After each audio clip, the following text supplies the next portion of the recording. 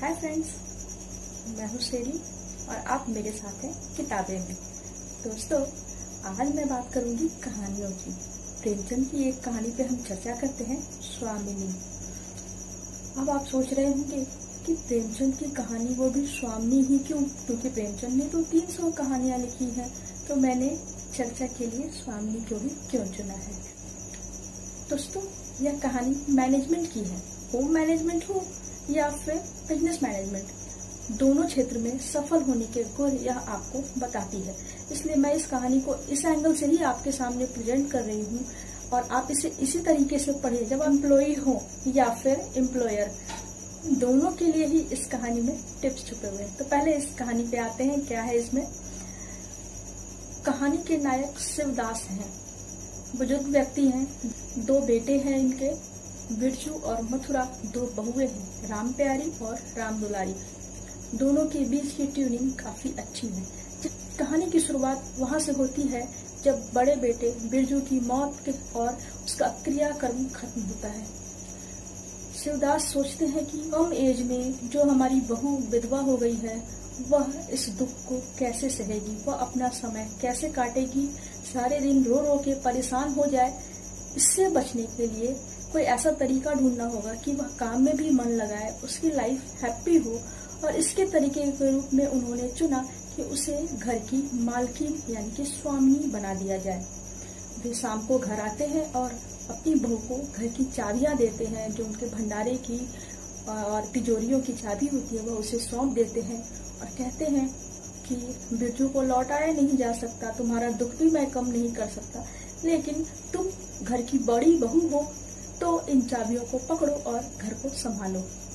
राम प्यारी कहती है कि अरे दादा यानी कि ससुर जी, आप तो अभी जीवित हो और मैं कैसे स्वामिनी बन जाऊं, मैं यह भार नहीं उठाऊंगी। ससुर कहते हैं नहीं, तुम्हें अब इन चीजों में ध्यान देना चाहिए, तुम्हें चीजों को सीखना समझना चाहिए।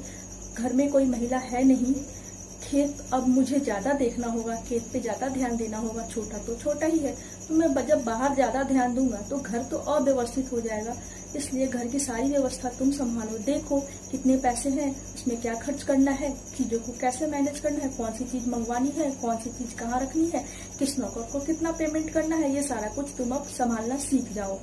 यह कहकर ससुर चले जाते हैं। राम प्यारी के मन में एक उत्सुकता आती है, क्योंकि घर का जो भंडार रूम था, जो स्टोर रूम था, उसमें वह कभी नहीं गई थी। इनफैक्ट दोनों बहुए बेटे कभी नहीं जाते थे। पिता घर के मालिक थे, वही उस कमरे में जाते थे, सारा घर को वही मैनेज करते थे। घर का हर सामान जो भी स्टोर किया जाता था, खाने पीने की चीजें हो या कुछ और भी, गहने जेवर से लेकर सब कुछ, पैसे सभी वहीं रखे रहते थे। तो वह कमरा सभी लोगों के लिए उत्सुकता का विषय था। राम प्यारी उस कमरे का ताला खोल के वहां चली जाती है और सारी चीजों को देखती है, संभालती है, समझती है कि घर में कितने पैसे हैं, किस किस के कितने जेवर हैं, खाने पीने की कौन कौन सी वस्तु कितनी स्टोर करके रखी गई है, और बाकी सारा कुछ घर में कौन से कागज पत्र हैं, जमीन के कागजात हैं, क्या है, सारा कुछ देखने के बाद और उसे यह एहसास होता है कि इन सबको मुझे ही मैनेज करना है, मैं मालिक हूँ, मुझे इन सबको ठीक रखना है। यह एहसास आते ही वह न सिर्फ अपने सारे दुख भूल जाती है, बल्कि उसके अंदर एक कर्तव्य निष्ठा की, काम करने की एक अलग सी भावना आ जाती है, जो इससे पहले उसके अंदर कभी नहीं थी। वह उस कमरे का दरवाजा बंद करती है, बाहर आती है। दोस्तों, मेरे चैनल को सब्सक्राइब कर लें, साथ ही बेल आइकन को भी प्रेस कर लें ताकि आपको सभी नोटिफिकेशन सबसे पहले मिल जाएं। Thank you. तब तक एक पड़ोसन आ चुकी होती है, वह पैसे उधार लेने आती है, लेकिन हमेशा सबको खुले हाथ से दान देने वाली राम प्यारी उस दिन मना कर देती है, क्योंकि उसके मन में यह बात आ गई थी कि इस घर की स्वामिनी मैं हूँ, तो मुझे सबसे पहले अपने घर के हर सदस्य को देखना है, उसके बाद ही अपने आप को या फिर बाहर के किसी व्यक्ति को। और वह साफ साफ मना कर देती है कि अभी घर में पैसे नहीं है तो मैं उधार नहीं दूंगी। घर में जो खेत से अनाज आता है, उसमें कंकड़ पत्थर आदि होते हैं, उसको बिनना होता है बनाने से पहले। तो इससे पहले यह काम बहुत बुरा लगता था उसे, और आज वही काम उसे बहुत अच्छा लगता है, क्योंकि वह घर की मालकिन है, क्योंकि उसको सबका ध्यान रखना है, क्योंकि वही सब अन्नपूर्णा बनके सबको भोजन कराएगी।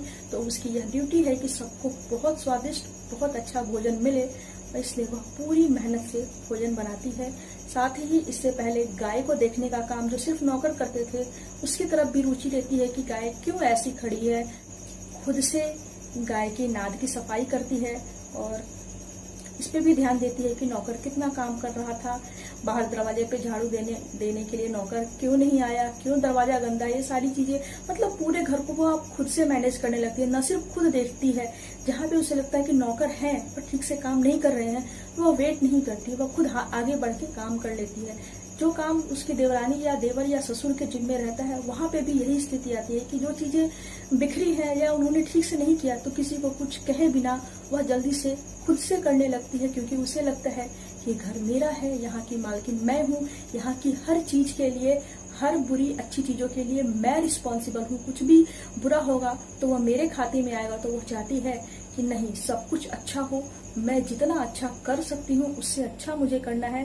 पूरे गांव में सबसे अच्छा, सबसे शानदार घर मुझे अपना ही बनाना है। तो इस भावना से वह घर में सारे काम भी करती है। ससुर इस परिवर्तन से बहुत ज्यादा प्रभावित होते हैं। वह विधवा रहती है, हाथ में कुछ पैसे एक्स्ट्रा नहीं रहते हैं, फिर भी वह घर को मैनेज करती है, सबको खुश रखती है, सबको गहने जेवर बनवा के देती है और इन सब के लिए अपने गहने कुर्बान करती है, उनको गिरवी रखती है। लेकिन वह चाहती है कि घर का हर सदस्य खुश रहे। उनकी मृत्यु के बाद बहुत चीजें बदल जाती हैं, क्योंकि अब बाहर का प्रबंध करने वाला कोई नहीं रह जाता है। देवर उतने कुशल नहीं होते हैं, तो राम प्यारी खेतों में भी जाने लगती है। जो राम दुलारी रहती है, उसके 3 बच्चे इस दौरान हो जाते हैं और वह बच्चों के लालन पालन में व्यस्त हो जाती है। खेत में का काम वो खुद पे ही पहले करती थी, जो अब नहीं करती, घर का काम भी नहीं करती है।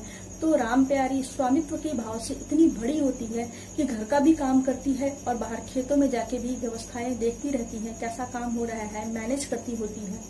एक दिन देवर कहते हैं कि मैं अब शहर जाना चाहता हूँ। राम प्यारी को बहुत बुरा लगता है, वह मना करती है, लेकिन देवर और उसकी बहन चले जाते हैं। वहां जाने के बाद वे लोग इसकी सुध लेना भूल जाते हैं। वह राम प्यारी को एक खत भी नहीं लिखते, जबकि जाने से पहले उन्होंने कहा था कि मैं तुम्हारे खर्च के लिए पैसे भिजवाता रहूंगा। राम प्यारी अब पहले से ज्यादा काम करती है और अनाज भी पहले से अच्छा होने लगा। घर में चूंकि खाने वाले कम थे तो दूध की बिक्री भी बढ़ गई। बाकी चीजें जो खराब होने लगी थी वो सब कुछ भी उसने पहले से बेहतर कर लिया। जो नौकर पहले उतना अच्छा काम नहीं करते थे, वो भी अब बहुत अच्छे से काम कर रहे थे, क्योंकि राम प्यारी ने सबको स्वामित्व दे दिया, सबके जिम्मे काम दे दिया और ये बता दिया उनको कि यह तुम्हारा काम है, इसकी जिम्मेवारी तुम्हारी है। अगर जो नौकर खेत देख रहे होते हैं उनको कह देती है कि खेती अच्छी हो या बुरी, यह तुम्हारी रिस्पॉन्सिबिलिटी है, तुम्हारा खेत है, तुम संभालो, कैसे संभालोगे। तो जो ये भावना आती है नौकरों के मन में, जो ये भावना आती है कि मैं ही करने वाला हूँ, मुझसे ही तो होना है सब कुछ, लेकिन प्रतिदिन का हिसाब लेने नहीं आएगी, आज क्या किया, आज क्या किया, आज ऐसा क्यों किया, आज वैसा क्यों किया। नहीं, राम प्यारी ने सबको उसके हिसाब से छोड़ दिया कि जिस दिन फसल कटने की बारी आएगी मैं उस दिन पूछूंगी कि तुमने कैसा क्या किया, अभी तो तुम्हारी ड्यूटी है फसल उगाना, तो तुम उगा लो। तो ये जो भावना आई नौकरों के ऊपर कि मुझे ही करना है, मुझे देखना है, मुझे अच्छा फसल उगा के देना है, तो उन्होंने चीजों को, टाइम को अपने हिसाब से मैनेज करना शुरू कर दिया और पहले से बहुत अच्छा रिजल्ट देने लगे। तो राम प्यारी चूंकि अकेली रहती है, भाव की भूखी रहती है, वह एक इंसान चाहती है, एक फ्रेंड चाहती है, एक साथी चाहती है जिससे वह बात कर सके, जिससे वह मिल सके।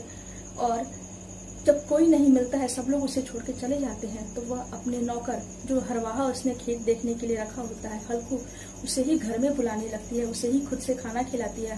खुद भी अकेला रहता है और कम पैसे हैं उसके पास, यह सोच के उसने विवाह नहीं किया होता है कि पत्नी आएगी तो खर्चे बढ़ जाएंगे और मैं नहीं संभाल पाऊंगा, यह सोच के वह विवाह नहीं करता है। राम प्यारी उससे रिक्वेस्ट भी करती है कि तुम अब शादी कर लो, और उसे अपने घर में खुद से रखती है, खाना बनाती है, खिलाती है। किसी को खिलाने पिलाने में गृहिणियों को एक आनंद मिलता है, महिलाओं को एक आनंद मिलता है, यह आनंद राम प्यारी को भी मिलता है। और इस दौरान उनके बीच की ट्यूनिंग थोड़ी बढ़ जाती है और वे इस दिशा में, एक सकारात्मक दिशा में आगे बढ़ते हैं, साथ रहने की ओर।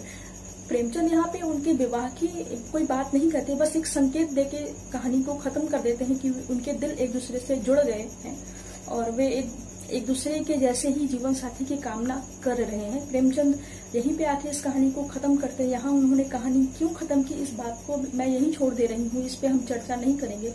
मैं ये बताना चाह रही हूँ कि प्रेमचंद ने इसमें यह दिखाया कि अगर किसी से बहुत अच्छा काम लेना है तो उसे स्वामित्व दो, उसे उस काम की पूरी रिस्पॉन्सिबिलिटी दे दो और फिर छोड़ दो। हर एक मिनट का हिसाब लेना बहुत गलत होता है। इससे क्या होता है कि काम करने वाले के दिमाग में एक एक्स्ट्रा प्रेशर क्रिएट होता है और वह अपना बहुत अच्छा परफॉर्मेंस नहीं कर पाता है। आजकल सभी ऑफिसेज में कॉर्पोरेट कल्चर चल रहे हैं। वहाँ क्या करते हैं, टारगेट ओरिएंटेड काम कराया जाता है। एक दिन में तुम्हें इतना करना है, एक महीने में इतना करना है। ये जो टारगेट ओरिएंटेड वर्क होता है, डे टू डे का टारगेट, यह एम्प्लॉय के मन में बहुत गहरा प्रभाव डालता है और यह प्रभाव नकारात्मक होता है हमेशा, क्योंकि उनके दिमाग में हर समय एक प्रेशर क्रिएट रहता है। घर हो या बाहर हो, किसी भी मोमेंट को वे लोग खुल के एंजॉय नहीं कर पाते हैं। क्यों है? तो यहाँ पे इस कहानी से हमें ये सीख लेनी चाहिए कि किसी से भी आपको काम लेना हो तो आप उसके सिर पे मत खड़े रहो। अब अगर आप सिर पे खड़े रहोगे आपको कभी भी बहुत अच्छा रिजल्ट नहीं मिलेगा। अच्छे रिजल्ट के लिए यह बहुत जरूरी है कि आप का सामने वाले को सिर्फ टारगेट देके छोड़ दे, तुम्हारा परफॉर्मेंस है, तुम खुद करो, आपको हमेशा बहुत अच्छा रिजल्ट मिलेगा। यही चीज घर के मामले में भी है कि जो भी स्वामिनी होती है, जो भी मालिक होता है, उसे इस बात का एहसास होता है कि मुझे ही सब कुछ मैनेज करना है, तो वो हमेशा अच्छा परफॉर्म करता है और उसकी सारी खुद की प्रॉब्लम्स को भूल के वह हमेशा बाकी मेंबर्स की प्रॉब्लम्स के बारे में अधिक सोचता है। होम मैनेजमेंट के लिए भी ये चीजें बहुत जरूरी है कि आपके घर में बहू हो, सास हो, बेटी हो, कोई भी हो, आप हर किसी को काम बांटने के बाद डे टू डे उसका एनालिसिस कभी ना करें। काम देके हमेशा छोड़ दें और यह काम उसकी जिम्मेवारी है, यह उसे बता दे बस। इसके बाद आपका काम अपने आप बहुत अच्छा होता रहेगा। दोस्तों, कैसी लगी कहानी? मैनेजमेंट की यह कहानी आप भी पढ़ें, आपको बहुत अच्छी लगेगी। यह कहानी आपको ऐसे तो किताबों में मानसरोवर में मिल जाएगी, उसके अलावा यह ऑनलाइन भी उपलब्ध है। तो आप चाहें तो मैं इसका लिंक भी दे सकती हूँ ताकि आप इसे ऑनलाइन खोल के पढ़ सकते हैं। Bye bye.